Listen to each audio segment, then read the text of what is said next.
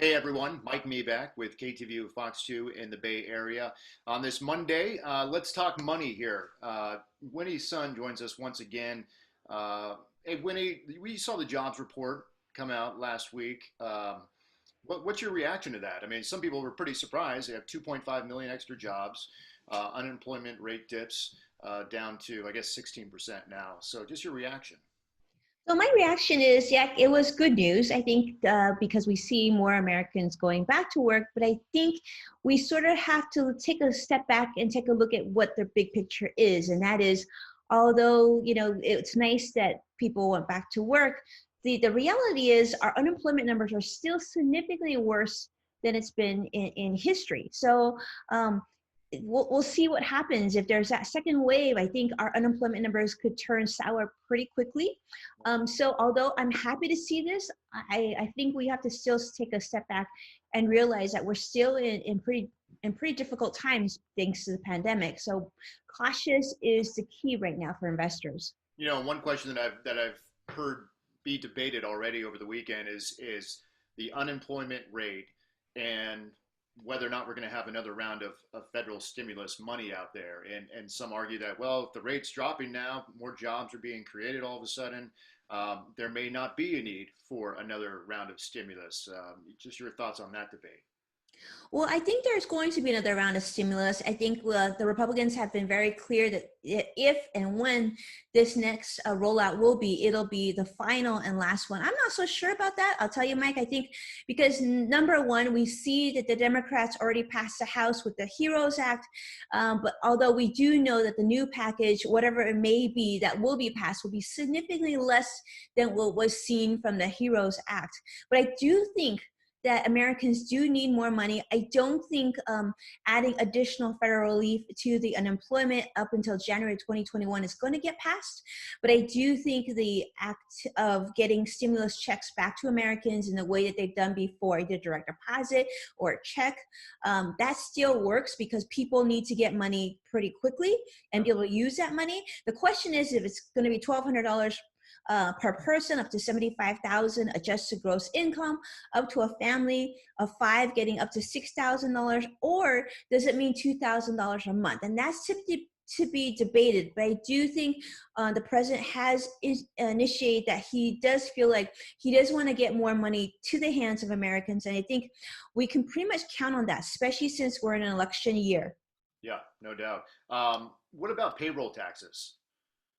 Payroll taxes, so the talks right now are either eliminating or reducing payroll taxes, which sort of makes sense because what we've seen is a lot of politicians right now are saying that they want to get Americans back working. They want an incentive to those who are working. And you're taking a risk by going back to work. They want to make sure that you have a benefit for doing so. So if they reduce or take away payroll taxes, that means those who are working will get more of the money that they're earning. So we'll see how that works. Unfortunately, there's a lot of Americans still that are not working, and some people who there's a lot of people in the United States who actually don't work in the traditional realm, right? So a lot of people are actually working and getting paid in other ways besides just payroll. Yeah, good point. I mean, 40 million Americans, it's just a huge Mm-hmm. number. What about winning the latest on the Heroes Act that was recently passed? I think it was just last month. It was just passed last month. It passed the House and it hasn't passed the Senate, but Senate leaders are saying very clearly that they are in no shape and form going to pass the HEROES Act.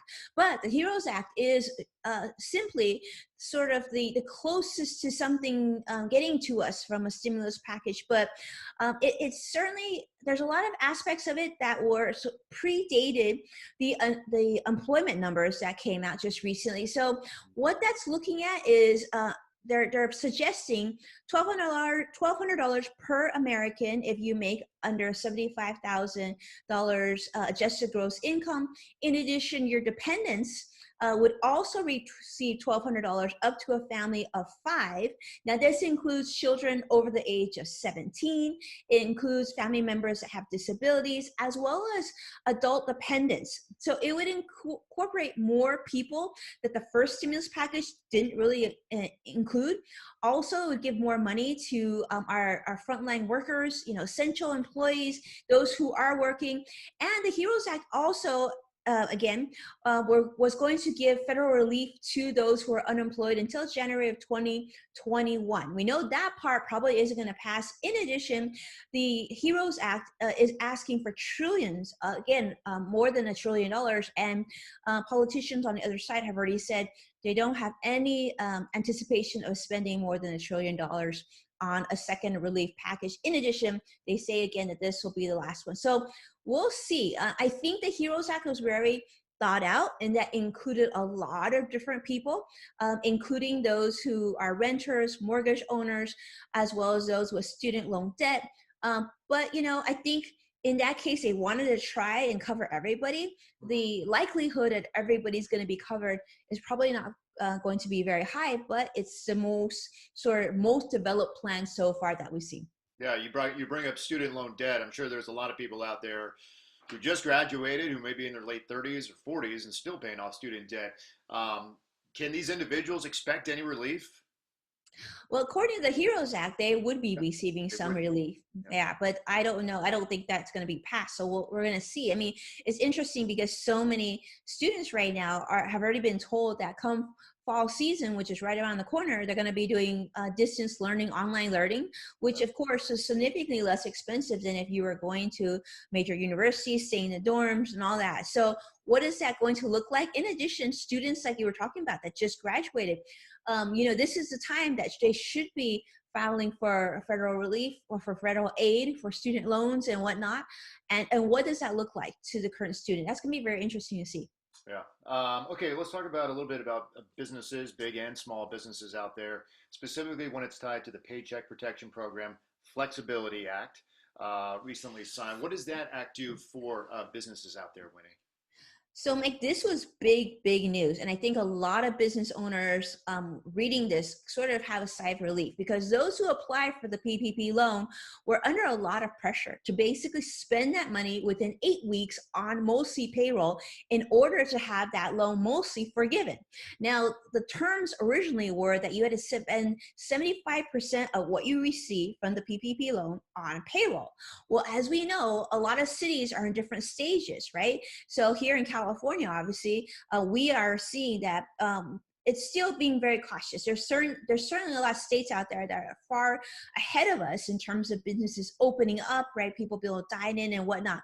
Those things change. So what if you're a company that is in a particular state or city that is still in the early phases, maybe in New York, where you can't spend that much in payroll? So the new Flexibility Act enables a business to spend up to 60% on payroll and have the loan forgiven, which is good, especially in cities where rent is very high. And so they're paying a big chunk of that in rent instead of 25% now. Up to 40% can be for those other costs that a business does entail. Yeah, and there you have the flexibility right there. So, Mm-hmm. in the title of that act. Hey, Father's Day is coming up, and people are going to be out there shopping, and some ideas or gifts I've received in the past are gift cards. Um, the reason I bring it up is like, I don't know if some companies will be open. Is it a safe bet to start buying these gift cards out there, or maybe not this time around? Well, makes sense. That's a good question. So Father's Day, you're right, is just around the corner. So a lot of us are thinking about gift cards. I know there's been a lot of talks, especially online on social media. You're seeing individuals recommend that you go out there and you buy a gift card for your local restaurant or eatery to kind of help them out. So I think if you're going to buy a restaurant gift card or whatnot, you have to think about it that way. It's really to help them out, and what are the chances of that company surviving this pandemic and beyond. So we've seen during this process a lot of very large companies go under. In fact, today, British Petroleum just announced they're going to let go another 10,000 employees. Now, I'm not saying that you would obviously buy a gift card for that. But there's a lot of restaurants here in California, like Soup Plantation closed down, very large businesses that you thought were fine, and you might be stuck with gift cards that are then of no value. So instead of that, if you're looking to buy a gift card for your dad or grandpa or somebody in your life, instead I would suggest getting a sort of like a Visa gift card or a MasterCard gift card or something that covers you in case one of the companies goes under, that you'll still be left with something. From a consumer standpoint, that's what makes sense. From a heart standpoint, you might want to contribute to your local restaurant, but keep that in mind. That actually could be worthless in the future. Yeah. And one for the road here. Friday was a big day for the market. And starting this week, it seems like investors are liking what they're seeing. I mean, the S&P 500, I was looking, was only down like 0.7% for the year, Mhm. which is just amazing to me considering what we've gone through. Do you feel you get a sense that investors are saying, "Hey, we're good to go. We're going to get back to where we were in February sooner than later"? Absolutely. I think we've seen that the last few days and last weeks. The market is certainly showing that investors are more optimistic that things are going back to normal. You heard traders are going back to the New York Stock Exchange. A Yeah. lot of businesses are opening. People are feeling optimistic, but most importantly, they're also seeing information come out that say that we might be closer to a vaccine, and that's going to be critical. I think what we're looking for is more direction as it pertains to this pandemic. Like, is the next phase, is the next wave going to be as deep or better than expected? Are we going to be able to go through the summer? We're going to be able to travel again and get back to a feeling of normalcy that our children can go back to school. So I would say if you're invested for the long term, maybe this is okay, but I would still stay cautious. Don't over jump it just yet. There's still a lot of hurdles ahead of us. So I would play it, cautiously optimistic. Just like they're saying about this pandemic, I would do the same thing with your portfolio. Copy that. Okay, Winnie Sun, Managing Director of Sun Group Wealth Partners. She meets with us every week, and we always appreciate it. Winnie, thank you again. I appreciate it. Thank you so much, Mike. Really appreciate it.